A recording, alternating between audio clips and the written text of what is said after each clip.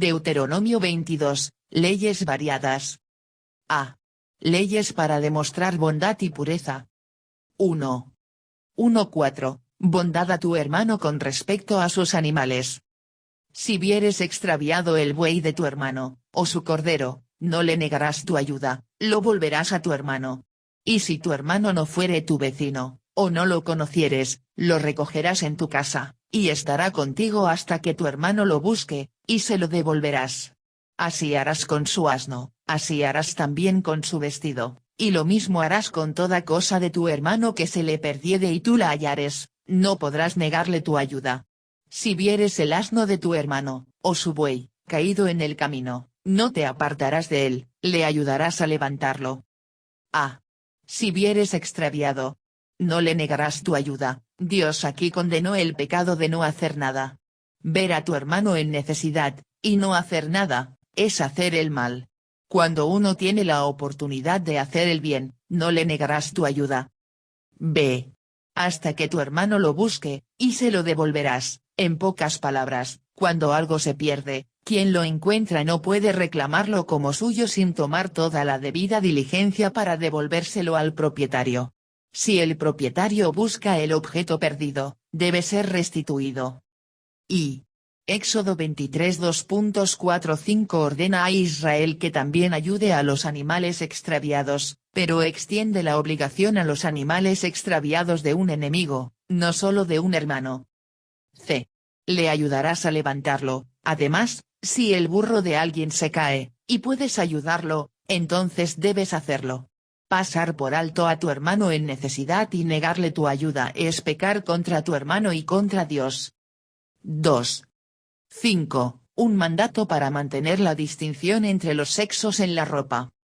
No vestirá la mujer traje de hombre, ni el hombre vestirá ropa de mujer, porque abominación es a Jehová tu Dios cualquiera que esto hace. A.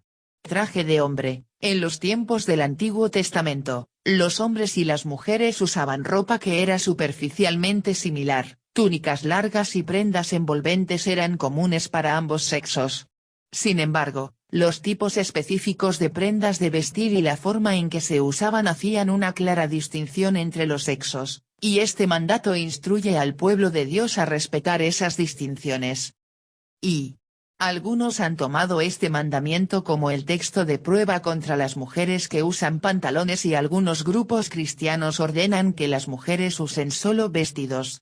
Sin embargo, este no es un mandato contra las mujeres que usan una prenda que, de alguna manera, podría ser común entre hombres y mujeres, es una orden en contra de vestirse de una manera que difumine deliberadamente las líneas entre los sexos. B. Ni el hombre vestirá ropa de mujer. Esto no prohíbe que un hombre use una falda escocesa, sin embargo, claramente prohíbe que un hombre se vista como una mujer, como es demasiado común, y demasiado aceptado, en nuestra cultura moderna. Y. El aumento dramático en el travestismo, el comportamiento andrógino y el comportamiento de cambio de género en nuestra cultura es un pisoteo impactante de este mandato y cosechará una amarga cosecha en más perversión y más confusión de género en nuestra cultura. C. Abominación es a Jehová tu Dios cualquiera que esto hace. Este mandato de observar la distinción entre los sexos es muy importante, aquellos que fallan en observarlo son llamados abominación a Jehová. Esto se debía no solo a que el travestismo era una característica del culto pagano e idólatra en el mundo antiguo, sino también al terrible precio cultural que se paga cuando se pretende que no hay diferencia entre hombres y mujeres. Y. Escritores posteriores, como Luciano de Samosata y Eusebio, hablan de la práctica de enmascararse en el culto a Astarte. Aparentemente, las mujeres aparecían con ropa de hombre y los hombres con ropa de mujer. Thompson. 3. 6-7, un mandato de mostrar bondad hacia los animales. Cuando encuentres por el camino algún nido de ave en cualquier árbol, o sobre la tierra, con pollos o huevos, y la madre echada sobre los pollos o sobre los huevos, no tomarás la madre con los hijos. Dejarás ir a la madre, y tomarás los pollos para ti, para que te vaya bien, y prolongues tus días. A. Cuando encuentres por el camino algún nido de ave, Dios simple y llanamente ordenó bondad para con los animales. Incluso algún nido de ave debía recibir consideración y cuidado especiales. Y algunos comentaristas judíos dicen que este es el más pequeño o el menor de todos los mandamientos, sin embargo, incluso tiene adjunta una promesa de bendición para los obedientes, para que te vaya bien, y prolongues tus días. B.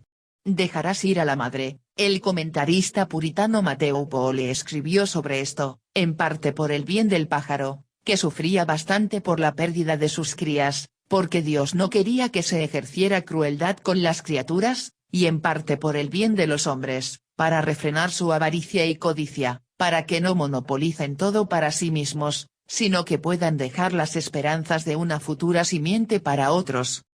C. Para que te vaya bien, y prolongues tus días. Si Israel obedecía este mandamiento, encontraría bendición y una larga vida, como individuos y como nación. ¿Qué posible conexión puede haber entre mostrar bondad a los nidos, a los huevos de pájaros y a los pajaritos y la supervivencia nacional?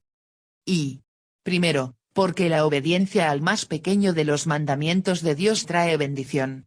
Nos pone en una relación apropiadamente sumisa a Él, que esto siempre nos trae bendición. Y, en segundo lugar, porque la amabilidad y la gentileza en las cosas pequeñas a menudo, pero no siempre, habla de nuestra capacidad de ser amables y gentiles en asuntos más importantes. Si alguien es cruel con los animales, no solo es pecado en sí mismo, sino que también es mucho más probable que sea cruel con las personas. Si Israel permitiera que floreciera tal crueldad, dañaría a la nación. 4. 8. Responsabilidad y códigos de construcción. Cuando edifiques casa nueva, harás pretila tu terrado, para que no eches culpa de sangre sobre tu casa, si de él cayere alguno. A. Harás pretila tu terrado. Dios ordenó que se hiciera una barandilla para la azotea, para que alguien estuviera protegido contra caídas. B. Para que no eches culpa de sangre sobre tu casa, no construir de una manera segura traería culpa, responsabilidad, al dueño o constructor de la casa. Eran responsables de la seguridad de quienes utilizarían la casa. Y, en su sermón sobre Deuteronomio 22 2.8, titulado Almenas, Charles Spurgeon muestra que así como debía haber una barandilla para la protección de las personas en los techos de los hogares de Israel, también hay barandillas espirituales para nuestra protección. Muchas personas, con respecto al pecado, se acercan demasiado al borde y se caen. Entonces es demasiado tarde. Necesitamos tener barandales que nos protejan desde el borde. Tales rejas no solo nos protegerán a nosotros, sino también a los demás. 5. 9-12, 4 leyes de separación. No sembrarás tu viña con semillas diversas, no sea que se pierda todo, tanto la semilla que sembraste como el fruto de la viña. No ararás con buey y con asno juntamente. No vestirás ropa de lana y lino juntamente. Te harás flecos en las 4 puntas de tu manto con que te cubras. A. No sembrarás tu viña con semillas diversas. Cada una de estas leyes estaba destinada a separar a Israel de sus vecinos paganos, quienes comúnmente combinarían cosas diferentes para lograr lo que se pensaba que era una combinación mágica. B. No ararás con buey y con asno juntamente. Entonces, en las culturas paganas era común combinar semillas diversas en una viña o arar con buey y con asno juntamente, o vestir una prenda de lana y lino juntamente. Cuando Dios le ordena a Israel que no haga estas cosas, no es tanto por las combinaciones en sí mismas, sino para que Israel no imite las costumbres paganas y ocultistas de sus vecinos. Y hay una aplicación espiritual de este principio: los mandamientos que prohíben las combinaciones profanas, aunque en sí mismos pequeños y triviales, se dan para prohibir toda mezcla de sus invenciones con las instituciones de Dios, en la doctrina o el culto. Pole. Y, como dice Pablo, no os unáis en yugo desigual con los incrédulos, porque, ¿qué compañerismo tiene la justicia con la injusticia? ¿Y qué comunión la luz con las tinieblas? 2 Corintios 6:14. Y un comentarista cree que estas leyes también fueron dadas, en parte, para proteger a otros animales del mal aliento de los burros. Además, el burro, al alimentarse de hierba tosca y venenosa, tiene un aliento fétido, que su compañero de yugo busca evitar, no solo como venenoso y ofensivo, sino que produce delgadez o, si continúa por mucho tiempo, la muerte. Jamison Fawcett Brown, página 673. C. Te harás flecos en las 4 puntas de tu manto. Este mandato también era para distinguir a Israel de sus vecinos paganos. De esta manera, un hombre israelita era conocido de inmediato por la ropa que vestía. Y se da un significado simbólico a estos flecos en Números 15 2.37-41, en particular, que son un recordatorio para Israel de guardar la ley de Dios. Thompson. Y como la mayoría de los buenos mandamientos de Dios, los hombres tienen la capacidad de torcer y corromper este mandamiento. En los días de Jesús, él tuvo que condenar a los fariseos en Mateo 23 2.5, diciendo que ellos ensanchan sus filacterias. En otras palabras, hacían la parte con flecos de sus prendas más grande y prominente para mostrar cuán espirituales eran. B. Leyes de moralidad sexual. 1. 13-21. Resolver una acusación de engaño marital.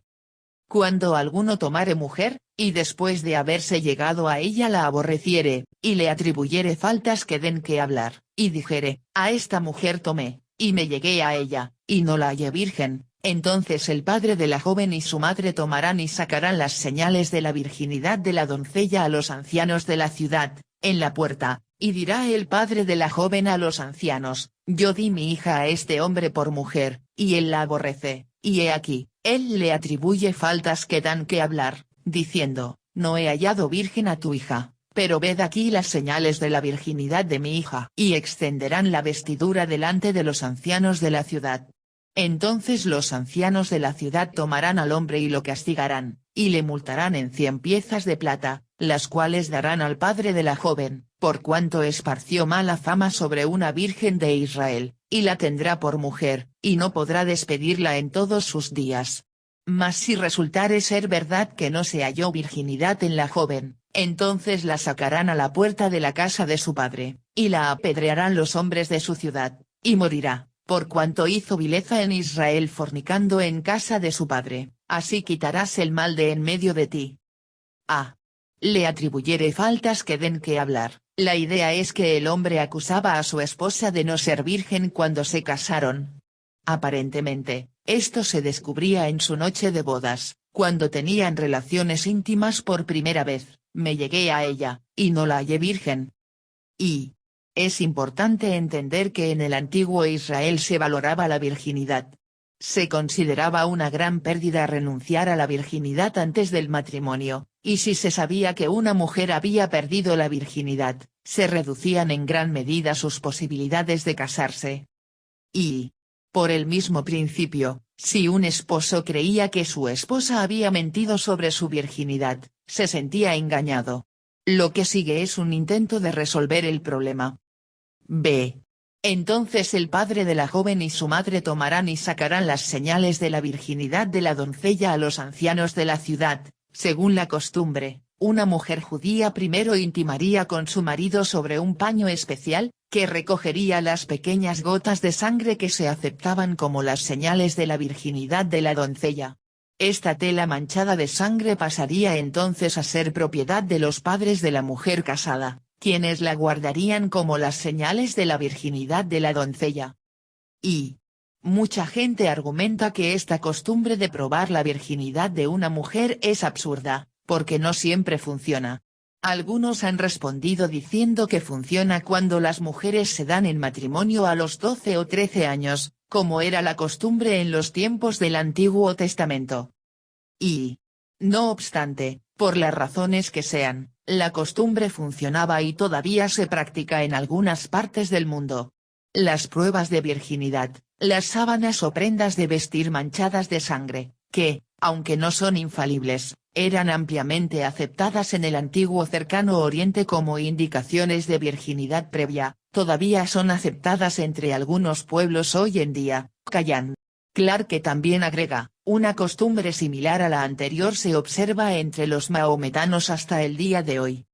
Y claro que sobreextenderán la vestidura. Un uso de este tipo argumenta una rudeza de modales que no se correspondería con el refinamiento de las ideas europeas sobre un tema tan delicado. C. Los ancianos de la ciudad tomarán al hombre y lo castigarán. Si los padres podían presentar la evidencia, entonces se descubría que el hombre había hecho una acusación falsa contra su esposa y se ordenaba que se pagara una multa al padre de su novia. Y, además, el hombre habría perdido su derecho futuro de divorciarse de esta esposa, no podrá despedirla en todos sus días.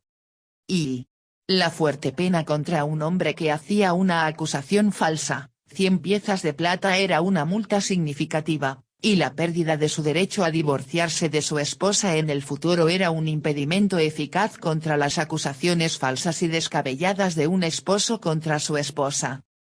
D. Mas si resultare ser verdad que no se halló virginidad en la joven, si este era el caso, la mujer debía ser ejecutada por lapidación. Esto no era solo por su promiscuidad sexual, fornicando, sino por el intento de engañar a su esposo. Y esta ley debe verse en relación con el mandato de Éxodo 22 2.16-17, que ordena que si alguno engañare a una doncella que no fuere desposada, y durmiere con ella, deberá dotarla y tomarla por mujer. Esta ley en Deuteronomio está dirigida contra la mujer verdaderamente lasciva, que ha entregado su virginidad, pero no reclamó sus derechos bajo Éxodo 22 2.16-17. Ella no valoró su virginidad en el momento en que la entregó, pero quería disfrutar los beneficios de ella engañando a su esposo. Y todo esto simplemente refuerza el principio de que la virginidad era valorada, muy valorada, en Israel. Hoy en día, demasiadas personas, especialmente mujeres, se venden a bajo precio regalando fácilmente su virginidad. Un hombre ilustró esto con una historia real sobre una amiga que era dueña de una tienda de antigüedades y tenía una mesa en venta. La mesa valía $600 pero se bajó el precio a $300. Un hombre trató de negociar por ella hasta $200, y ella no solo se negó, sino que se dio cuenta del verdadero valor de la mesa y subió el precio a su verdadero valor, incluso cuando le ofrecieron $300. El hombre finalmente compró la mesa por $600 y ciertamente la trató como una mesa de $600, porque se había luchado por su valor. Muchas mujeres que saben que los hombres las tratan mal han contribuido al problema vendiéndose a bajo precio. 2. 22. La pena por adulterio. Si fuere sorprendido alguno acostado con una mujer casada con marido, ambos morirán, el hombre que se acostó con la mujer, y la mujer también, así quitarás el mal de Israel. A. Ambos morirán. Dios ordenó la pena de muerte por adulterio. Esto se debía principalmente a las consecuencias sociales extremadamente grandes de este pecado. Por lo tanto, Dios ordenó la pena máxima en su contra. Y Dios también instruye específicamente, el hombre que se acostó con la mujer, y la mujer también. El adulterio no debía ser condenado con una doble moral, si estaba mal para la mujer, estaba mal para el hombre, y viceversa. B. Ambos morirán. En la práctica, esta pena de muerte rara vez se llevaba a cabo, como es el caso en la mayoría de las situaciones en las que se ordenaba la pena capital. Esto se debe a que cualquier crimen capital requería 2 o 3 testigos, y los testigos tenían que estar tan seguros de lo que vieron que estuvieran dispuestos a tirar la primera piedra, es decir, iniciar la ejecución. Deuteronomio 17 2.67. Y, por lo tanto, particularmente en un caso de adulterio, u otros pecados sexuales, rara vez habría 2 testigos presenciales dispuestos a iniciar la ejecución, por lo que la pena capital no se llevaría a cabo. Y esto también nos ayuda a entender lo que Jesús estaba haciendo cuando se enfrentó a la multitud que le trajo a la mujer sorprendida en adulterio. Con su presencia y palabras, afirmaron haber atrapado a la mujer en el acto, pero, ¿por qué no trajeron también al hombre culpable? ¿Y quién estaba dispuesto a tirar la primera piedra, es decir, iniciar la ejecución? Juan 8 2.1-12. C. Así quitarás el mal de Israel, aunque la pena de muerte por adulterio rara vez se llevaba a cabo, aún tenía valor. Comunicaba en voz alta y clara un ideal que Israel debía vivir, y hacía que la gente considerara su pecado mucho más en serio.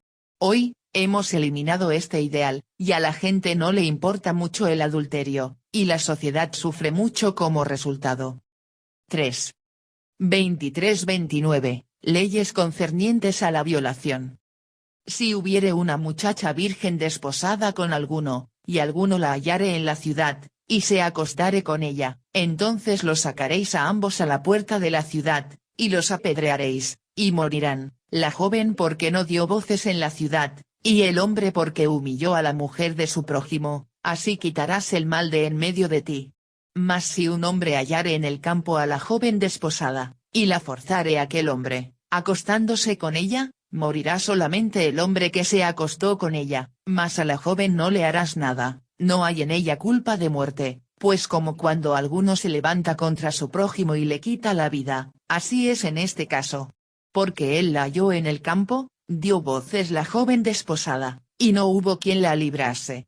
Cuando algún hombre hallare a una joven virgen que no fuere desposada, y la tomare y se acostare con ella, y fueren descubiertos, entonces el hombre que se acostó con ella dará al padre de la joven 50 piezas de plata, y ella será su mujer, por cuanto la humilló, no la podrá despedir en todos sus días. A. Si hubiere una muchacha virgen desposada con alguno, si un hombre tenía relaciones íntimas con una virgen que estaba desposada con alguno, y pasaba en la ciudad, y nadie escucha inmediatamente a la mujer dando voces en un intento de detener al hombre, entonces ambos debían ser ejecutados. Y la mujer iba a ser ejecutada por deshonrar su virginidad, el hombre iba a ser ejecutado porque humilló a la mujer de su prójimo. Curiosamente, la mujer era considerada mujer de otro hombre, a pesar de que solo estaba desposada, y aún era virgen, sin haber consumado aún el matrimonio. B. Si un hombre hallare en el campo a la joven desposada, si un hombre tenía relaciones íntimas con una virgen que estaba desposada, y sucedía en el campo, donde nadie podría oír a la mujer, aunque gritara, entonces solo el hombre debía ser ejecutado, porque se asumía que la mujer era víctima de violación.